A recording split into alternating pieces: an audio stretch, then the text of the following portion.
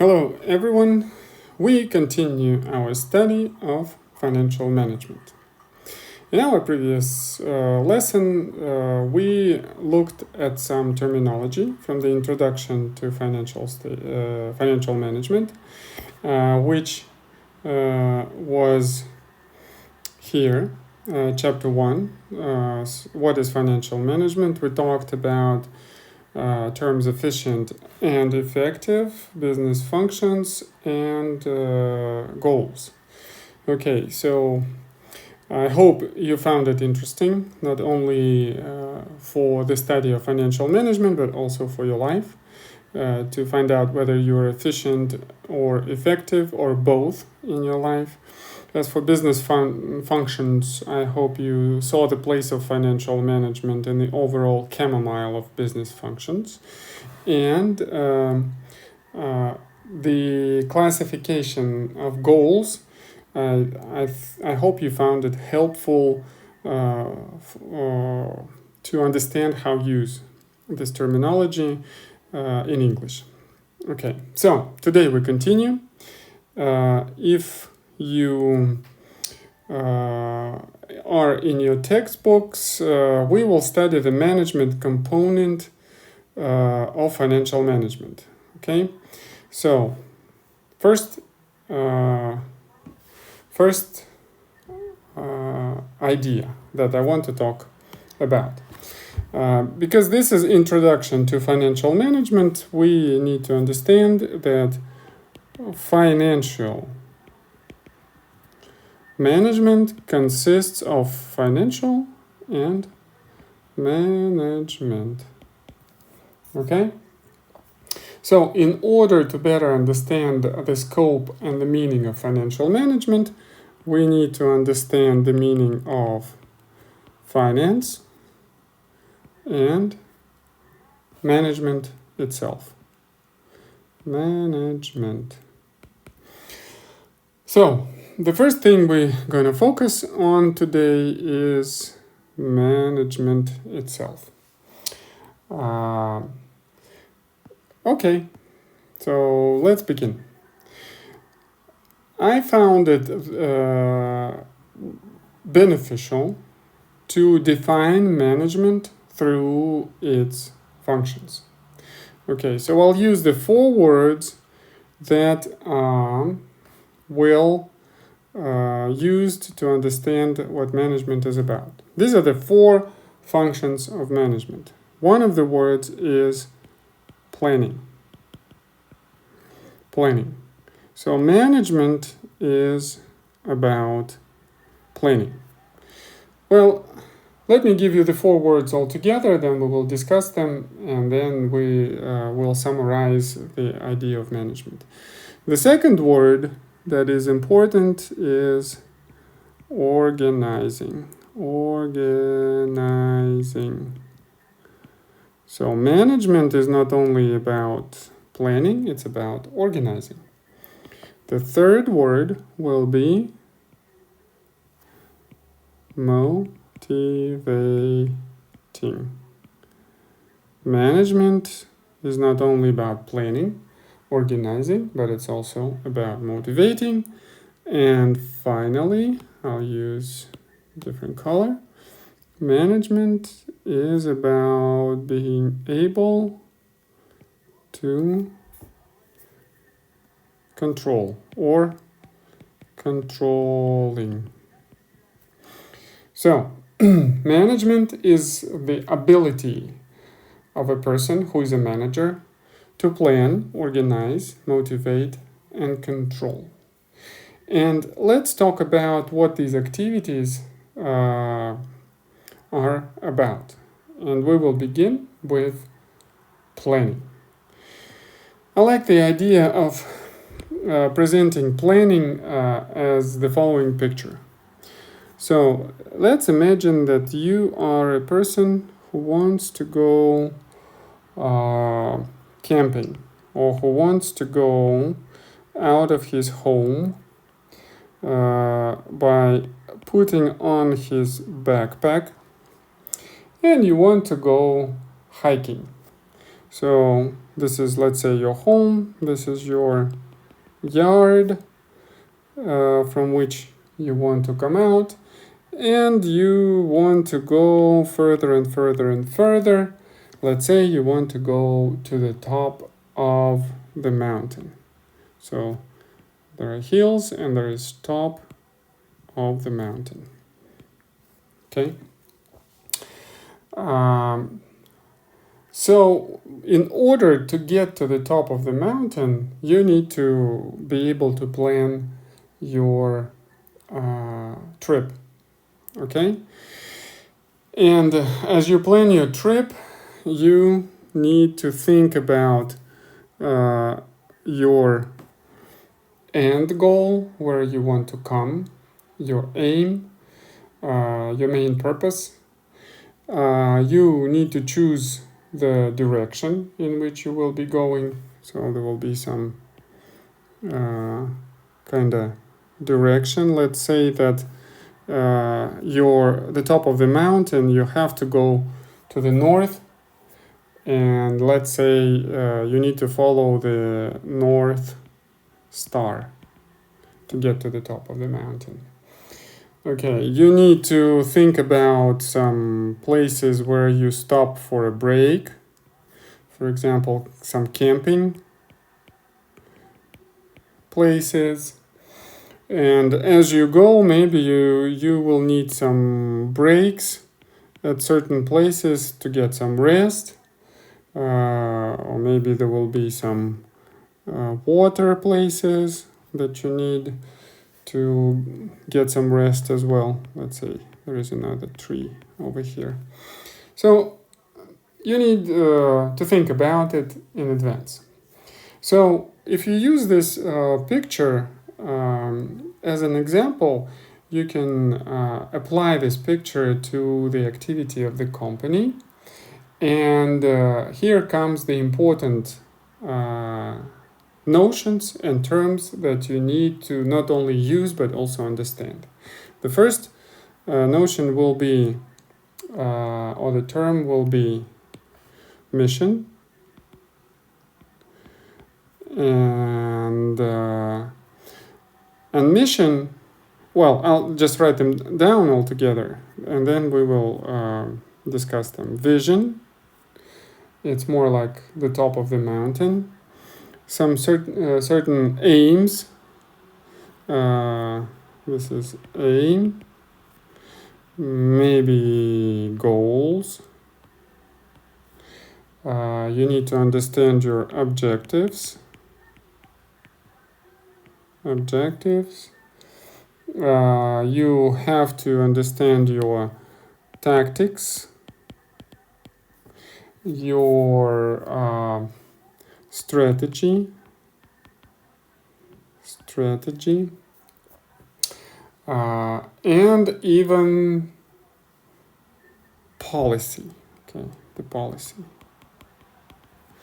Okay, so we have several words like mission. No, hold on. I'll do it the other way. Mission, vision, aim, goal, objective, tactics, strategy, policy, and maybe some other things. Okay, so let's talk about them. What do we mean by these things when we talk about in the context of planning? Let's begin by talking about mission. In fact, I'll change the color to the blue. And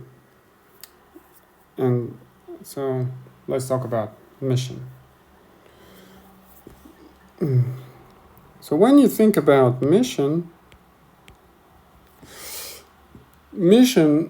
is a short statement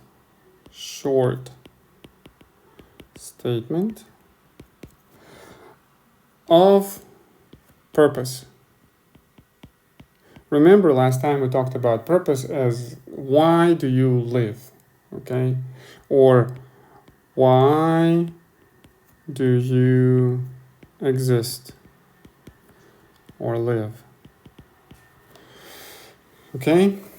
So, and if you can manage to describe it in 1 or 2 sentences. So this is very good. So it's a short statement of purpose that explains why you exist and why you live. Okay? For example, I'll give you an example of Nike company. There is the company that all of you know, Nike. Okay, so their mission statement, Nike. So, okay, sounds like this.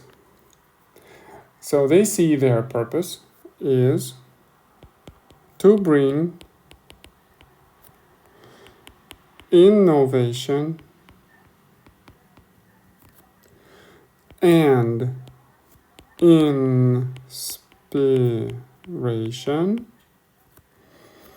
to every athlete in the world. So see, to bring innovation and inspiration to every athlete in the world. But then they put the asterisk over the word athlete and wrote down, if you have a body, you are an athlete. If you have a body, you're an athlete.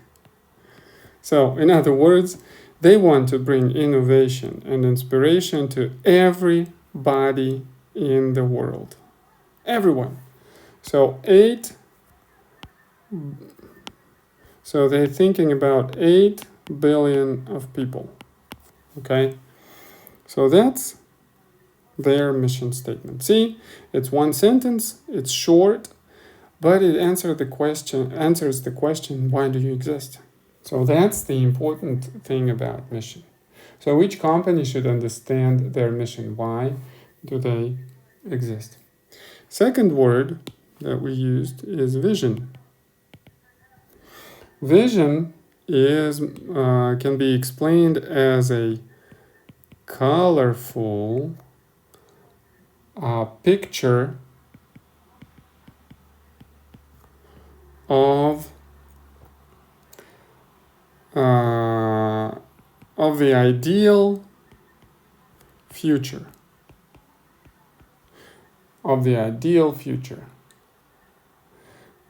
In other words, if you ask a question, describe your life in 25 years. How will your life look like in 25 years? So that's more like a vision statement, okay? So I use the example here of mission and vision. So mission is like a North Star. It's something that you exist for. It's the overall direction in which you go, but you cannot ever achieve a North Star. But if your goal is to get to the top of the mountain, like you can see on the picture, if you go north and you get to the top of the mountain, so it's worth following your mission because you can achieve your vision. Okay? So that's how I see mission and vision interconnect. If mission is 1 or 2 sentences, then vision can be described in 1 or 2 pages. The ideal that you can describe in 1 or 2 pages. How do you see the ideal future in detail? Sometimes people suggest that if you want to think about the vision for your life, and you want to imagine your life in 25 years, you can you can describe it like not the whole life, just describe a day. How does your day go in 25 years? When you wake up, where do you wake up? What do you see? What is your house? What is your work? How is your family? How do you see your family? How do you see yourself? How do you see your friends? How do you see your relatives? So how do you live? So that's more of a vision, okay? And so this colorful picture is also important because that gives you this drive and emotional support in order to achieve, go in the direction of your mission. Well, I want to use the example for mission and vision from my personal experience. Back in 2017, I had an opportunity to go to Austria and visit the Alps, the mountains there. And we had a seminar in Austria, and then we had a day off where all of us could go to the mountains. And so one day I decided that I will go to the Alps mountains and I will try to get to the closest mountaintop. So, and this is what I found there. I'll show you the picture. So this is back in 2017. This is how it looked as I was going up to the mountains. These are still the hills. So this looks like on the Milka chocolate in the advertising. But anyway, as I was walking, this was the picture, and the sun was shining, so it was nice. And then finally, when I got to the top, I was getting close to the top. This is what I began to see. First, I began to see the snow, and then I began to see the top. This is the top of the mountain with the snow. And this is some other taller mountains at the far distance. And so it was just amazing to see these things. So I got to the top, I took some pictures, I celebrated. This is the highest point on the mountain which I went. And if you look down, that's where I was coming from. Okay, so down there was the place where we stayed. So it was a joyful day. And also I saw at the top there was this like a cross. And you see there is like a post box there. And I was wondering, what do they put in this post box at the top of the mountain? What kind of letters? So, and then I came to it and I realized that they have a book there. And when I opened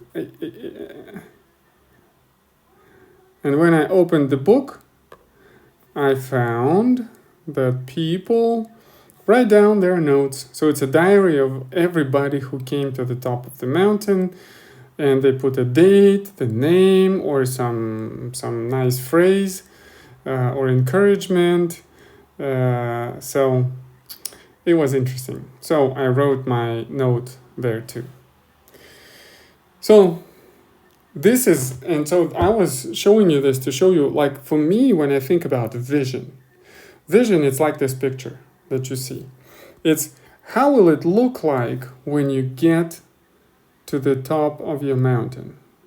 Okay, how do you imagine your life? So this I'm using in this example for you. Okay, going back. So that's the vision. Next, you need to understand your aims, goals, and objectives. So aims, goals, and objectives, these are your long-term, and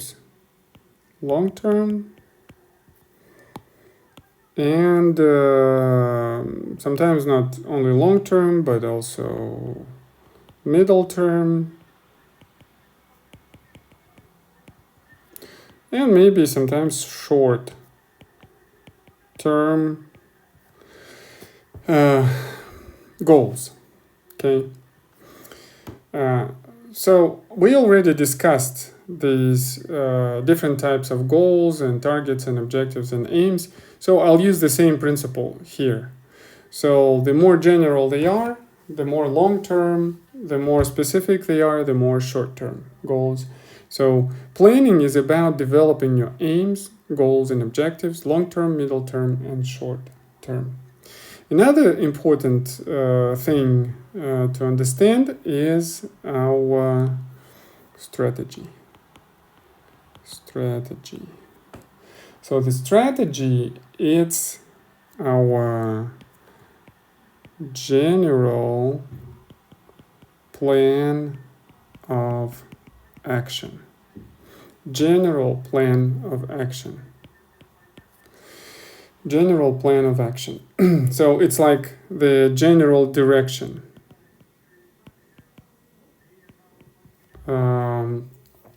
of achieving your plan. Okay? Whereas when you talk about tactics, so this you probably know, tactics is more specific plan of action. But it's for the short term. General plan of action is more for the long term period.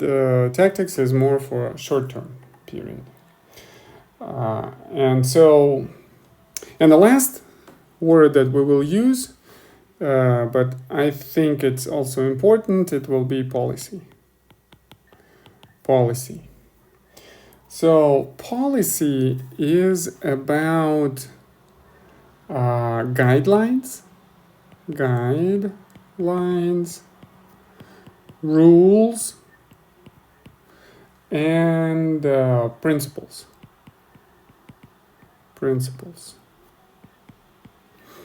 Guidelines, rules, and principles. So it's more like a certain atmosphere which helps you.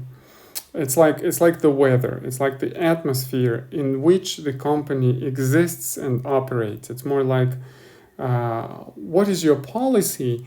It's about what kind of rules do you follow in order to move in the direction of your goals, accomplishing your strategy, getting to the vision, accomplishing your mission, fulfilling your purpose. So that's what policy is about. I use the example of policy somewhat similar to, let's use this example. For example, you have a car and you want to go from home to the classes in the university. So you sit in the car, you start the engine, you come out of your home, and you start driving. And as you drive, you have to follow the traffic rules. You have to stop at the traffic light. You have to yield to the pedestrians. You have to turn left and right according to certain rules. So policy is about these traffic rules. So let me write it here. So it's like traffic rules, driving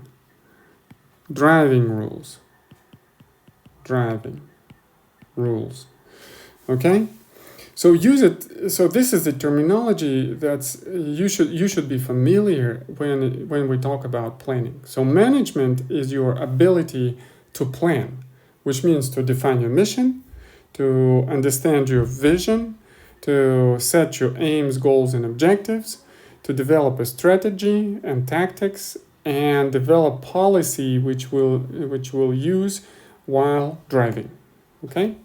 So that's what planning is about. Next, and by the way, planning answers the question, let me put it here, we have some room, it's where to go. So it answers the question, where are we going? Where are we planning to go? Okay, now, the next one is organizing.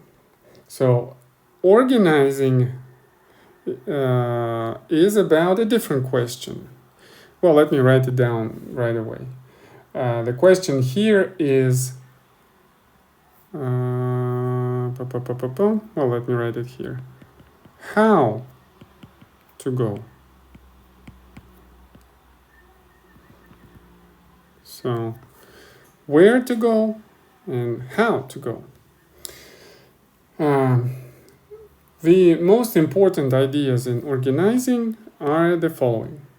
The first key word in organizing, I'll write it down here, is hierarchy. Hierarchy. So hierarchy, or we also call it organizational structure. So we need to understand the organizational structure. Okay, so let's say we have the first person in the company. Let's say he has some helpers. Okay, and these helpers have the subordinates, people who report to them, and also down.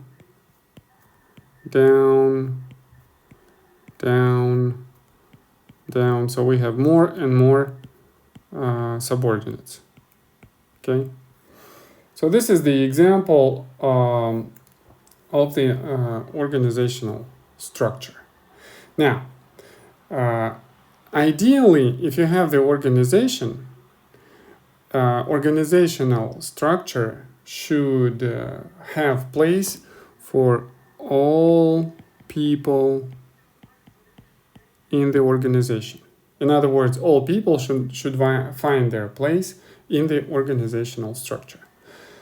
Not only that, but if you think about it, how do we build organizational structure? The organizational structure starts with understanding that there are so many things that have to be done. So let's say these red dots are all the tasks that need to be accomplished or need to be performed on a regular basis. So it's like a whole pool of activities of the organization. Okay, so let's say like this is our all that needs to be done. Okay, and so that all that needs to be done should be somehow distributed among all the people in the organization. So certain tasks go to certain people. Okay, and so this distribution of tasks among all the people is the major goal and objective for the organizing function. So after you have planned all the so your mission, vision, aims, goals, objectives, and finally, oh, by the way, I didn't mention it, but all these tasks, that the red dots, let me put it here. So these are all the tasks that you need to perform in order to progress to the top of the mountain. So somebody has to do it. Okay, if you're going by yourself, so you don't need an organization. You can do it by step, you perform all your tasks. But if you're the organization and you have many tasks that cannot be done by yourself, so you need to distribute all these tasks among all the people. So all tasks distributed among all people. So that's what organizing is about. As soon as you decide how all these tasks will be done by all the people, you have the answer to the question how to go. Okay? One of the important things that we need to understand about organizational structures, that depending on what kind of tasks you need to do, you decide what kind of structure you need to use. I'll use the example. For example, you're in point A and you need to go to the point B. So this is your goal. And in point A, you may decide that you need a structure that will look somewhat like this. I'm using just the triangular form just for example. But as you move and you get to, let's say, point C, you may realize that the situation have changed and now you need to modify your organizational structure to a different shape in order to be moving in the right direction. And you have to do it. You don't stick to your organizational structure. Organizational structure comes from the goals of the organization. So the goals define structure. And so in the point D, you may decide that now you need a different type of the organization. So every time you think about goals, and let's write it here, goals define structure. Not vice versa. So goals define structure, not vice versa. Okay, so that is another important idea. Another thought that, by the way, I didn't write this down, but I'll write it here. So the goal of organizing is to distribute all tasks, let me write it down. All tasks among all people who are in the organization. So that is important idea. So distribute all tasks among all people. Now, goals define structure is another important idea. So let me highlight the important ideas. Also, we need to understand that when we talk about hierarchy and organizational structure, two things come about. The first one is power. Because the people at the top have power to control people below them. But at the same time, there is another word, responsibility. Power and responsibility. And there is always a question of what is more important and how do these things relate to each other, power and responsibility. Or in other words, let me ask you this question. What comes first in life, power or responsibility? Some people believe that first you get the power, and then when you get the power, you take on the responsibility that comes with that power. So power should go first. Some people think about it the other way. They say that in order for you to receive any power, you should prove to be responsible. And if you show responsibility in little things,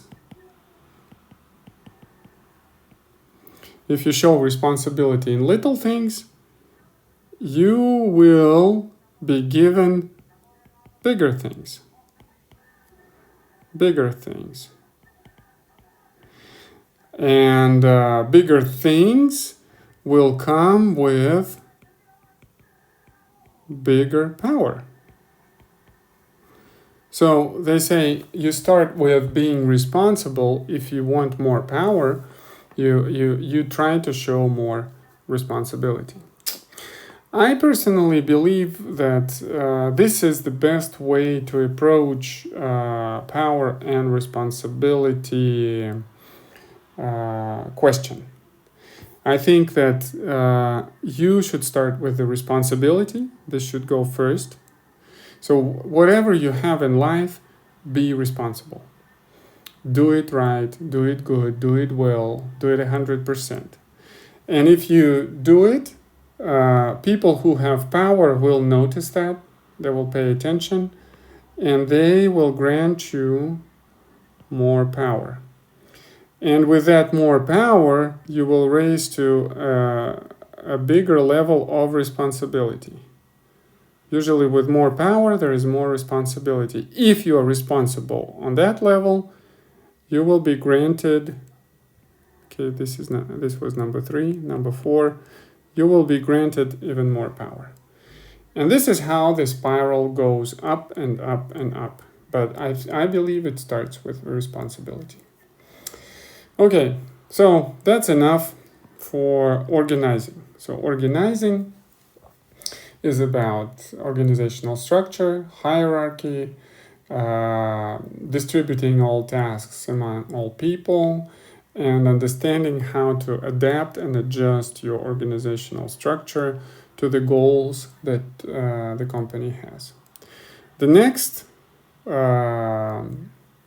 function of management is motivating. So with motivating, let's see how this one works.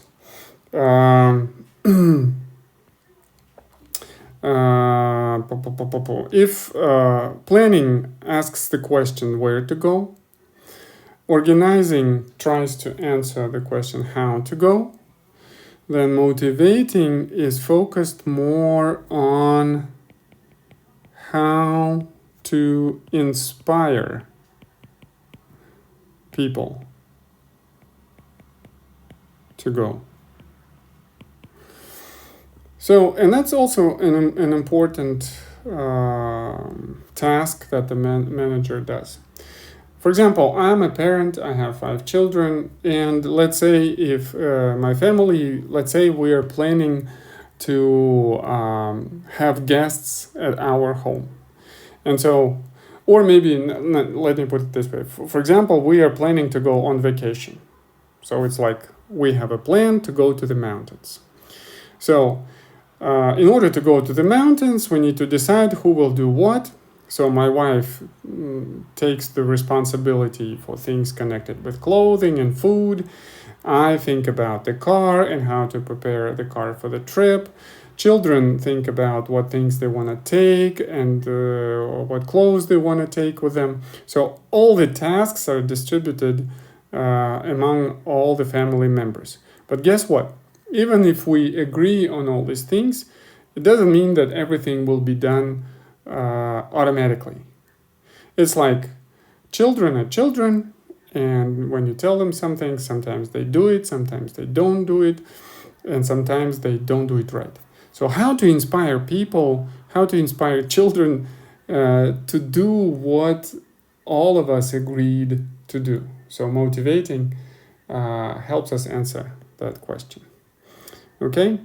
In order to draw a picture for motivating, I'll use the following picture. Okay? Let's see if I can use it well. Okay? You guess what I will be drawing. Okay, so this is one, this is the other.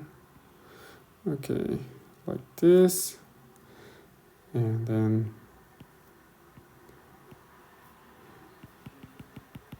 okay, let me put it this way. And okay, like this. And so I'm trying to draw. Let's see how it looks like. I'm not a good artist, but at least I'm trying. Okay, So I was trying to draw a donkey. Okay, if you didn't recognize it, this is a donkey. Okay, and they say that if, for example, I put a person on a donkey here, and I can say that there are two means of motivation. Okay, so this is my person, the manager. This is my manager. So the manager uses two means of motivation. The first means of motivation, it's called, let me see if I can get the right color. Yeah, you probably know it. This is a carrot. Okay, a carrot. And the other one, if you recognize it, that's a stick. Stick and carrot. Okay. So this stick, or in Russian we use knut и пряник. In English, by the way, knut will be a whip. So it's like, this is a whip. Or instead of carrot, we use a пряник. Пряник is, let me see if I can. So this, if this is some kind of пряник, in English it's called the, do you know what it's called? It's called the gingerbread. Пряник, gingerbread. Okay. So the stick motivation makes you, it's called a push motivation. Push motivation. So you push. And the carrot motivation, it's a pull motivation. So you either pull people by things that they like, or you push them by things they don't like.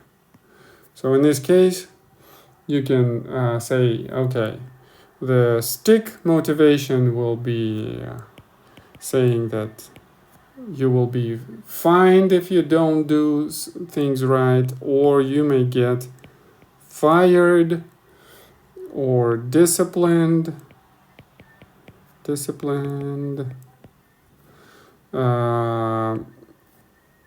And so it's like these kinds of motivations. But if you want to use the pull motivation, this may be, okay, the increase in salary,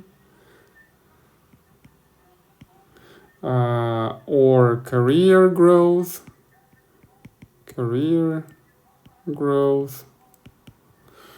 or some bonuses,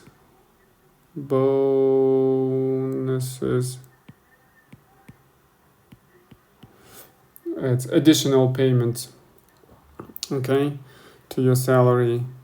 So pretty much motivation is about pushing and pulling, okay? But what's interesting, and this is what can be applied to our lives, that the push motivation is also can be called fear motivation. So all people are either driven by fear that something bad will happen to them, or they can be pulled. Okay, where's my red color? This one? No, probably this one. Okay. Fear or love. Okay. Fear or love. So I like it to think about it in these terms, that everything that is developed under motivation, all the motivation theories and everything done by researchers. And we know that, there are some names that you may already know. Like, for example, you probably all know the pyramid, the Maslow's pyramid.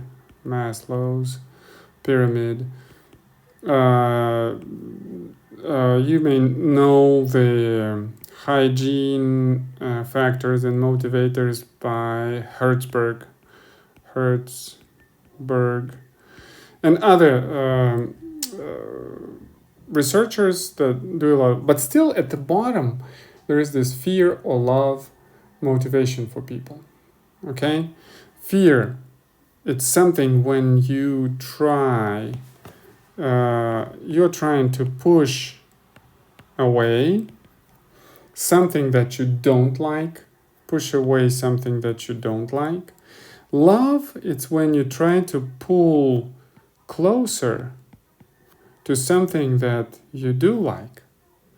So, for example, if a strange man is on the street, so the fear wants you to push away, to go further away from that strange man. If you love somebody, you want to be closer to that person. And it's interesting that the fear motivation, there are some benefits in both, okay? There is place for fear motivation in life. For example, if children are going in the wrong direction or get to the road where the car is, you can scream at them and say, yeah, stop, don't go there. And they can quickly stop. Okay, so sometimes fear can save your life. But the fear motivation usually is short term, whereas love has more of a long term effect in your life. It's easy to get people to do something, easy to get things done, where with love motivation it is more difficult to build. Okay, but it's very important to kind of develop in the direction of love motivation. If all your life is about fear, it's not a happy life. So you need to develop more love motivation for your life. Okay?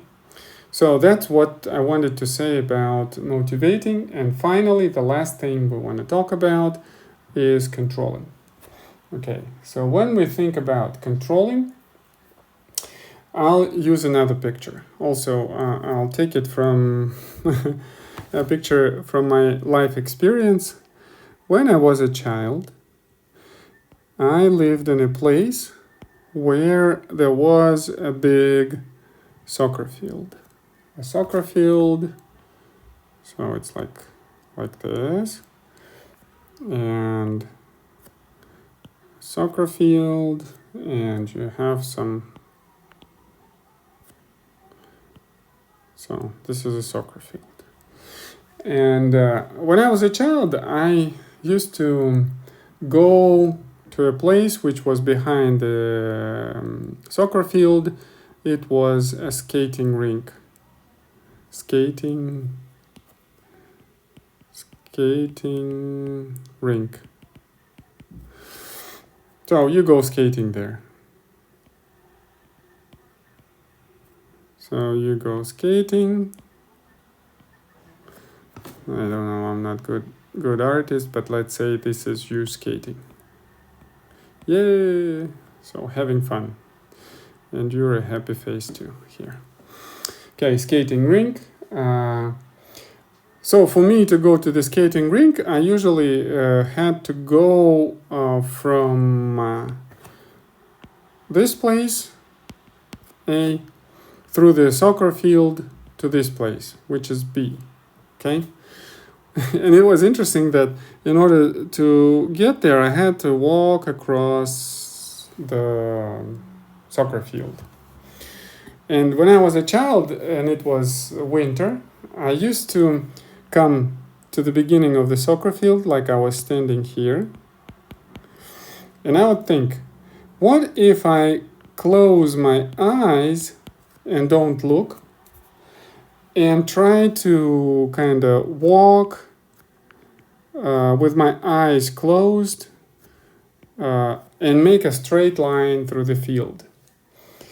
And so I tried several times to do so, but the interesting thing, so whenever I started to walk like this, so I started to walk, I noticed that every single time I was getting to a wrong place. I was getting to C. So I was deviating. Deviation. So deviation, отклонение. So I was deviating. And then only later I learned that people said to me that in general people have legs where right is not as long as the left. So if you, for example, if you're the one who is jumping from the left leg, usually the left leg is stronger and it's longer. And whenever you close your eyes and walk, you deviate to the right. And that's exactly what happened to me. So deviation is inevitable. Deviation is inevitable. In other words, well, let me translate this for you. Отклонения неизбежны. Because that's what life is about. You always deviate. So this is our soccer field. So deviation is inevitable. And so the same way with organizations. So you cannot ideally move from A to B. You will always deviate. So controlling is the function of management that helps you cope with deviations or handle deviations. And you do so by certain activities that are important in controlling. Okay, so the important things about controlling are these. Let me write them down. First of all, because deviation is inevitable, you have to monitor deviations. You have to monitor deviations. So you collect data. So for example, you start deviate here, and then here, and then here, and then here. So you just collect data about where you are. So you collect data, okay? Then after some time passes, controlling is not about monitoring, only about monitoring. It's also about, number 2, analyzing those deviations. Analyzing the deviations. Like, are you going to the right? Are you going to the left? Are you going up? Are you going down? Are you going in a strange direction? Okay? So, analyzing the deviations, it's when you try to understand why it is happening. And the third key word in controlling is evaluating. Analyzing and evaluating your results. So, monitoring, it's like you pay attention to how you progress along the new path, okay? Analyzing, it's more about analyzing the deviations by how much something changed. So you measure all these deltas, okay?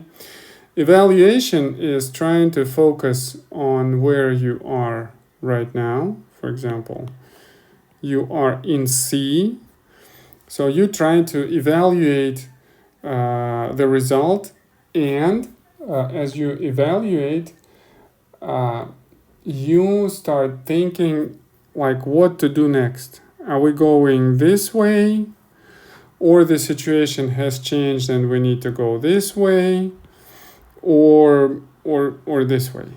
So you analyze in which direction is more important to go now.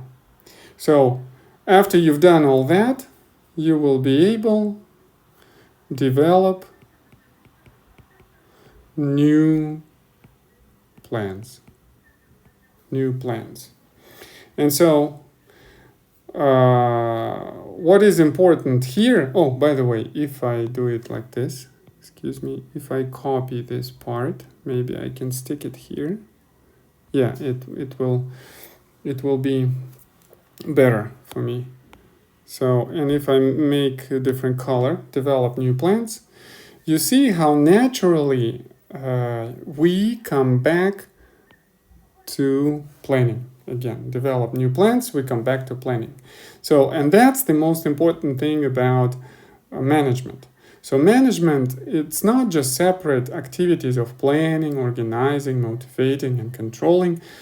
It is an interconnected activity. Planning leads to organizing. Organizing leads to next step of naturally motivating.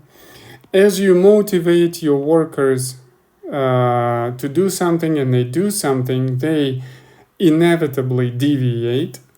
When you analyze those deviations and think what to do next, you come back to planning. So now we have, and let me choose another color. So we have, let's use a beautiful color. So we start with planning, then we move to organizing, then we go through motivating and controlling, and we all come back to planning. So it is an ongoing cycle of management. Okay, so I think this is enough for now, because we talked a lot, and we talked about the management component of financial management. So in one lesson, I showed you the core ideas concerning management. So we talked about planning. We talked about the main idea of planning is where to go, and you need to understand mission, vision, aim, strategy, tactics, and policy. Second, you need to understand how to go. It's your organizational structure and how all the tasks will be distributed among all people. You have to develop an adaptable organizational structure. You have to understand power and responsibilities. Then you have to understand the motivation, how you inspire people to go and do the things by fear or by love, by carrot or by stick, by gingerbread or by whip, by pushing or pulling. So all of that is important to understand for the manager. And finally, we need to understand controlling, is because deviation is inevitable. We monitor deviations, we analyze deviations, we evaluate those deviations, and we develop new plans, which we implement in the future. Okay, so if we think in terms of questions, planning where to go, organizing how to go, motivating is how to inspire people, the controlling, I think I should put this question here. How, well, let me put it this way. how to stay on track. How to stay on track towards, excuse me, let's correct, towards changing goals. Or maybe not changing goals, but how to stay on track, the key idea. And adapt to changing environment. Okay, so I think that's enough for today. I'm glad you stayed with us. Keep looking forward to the next class where we will continue to discuss and we will talk about finance component. Okay, see you later. Bye.